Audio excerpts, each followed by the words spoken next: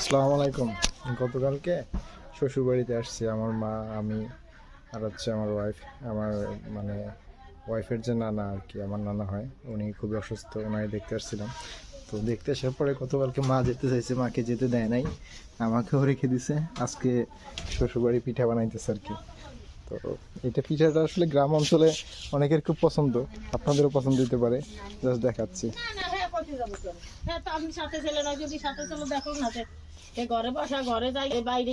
পিঠাটা গ্রামের অঞ্চলে বেশিরভাগ মানুষই বানাই থাকে। সিয়াই পিঠা বলে গ্রামে, ঠিক আছে? অন্য অন্য জায়গায় কি বলে জানি না। আমার মা গামলা দেখাচ্ছে, গামলা বড়, গামলা বড় পিঠা। একে মূলত শীতের পিঠা বলে। শীতের পিঠা খুব পছন্দ ছিল আমার মা, কি বলে দেখেন।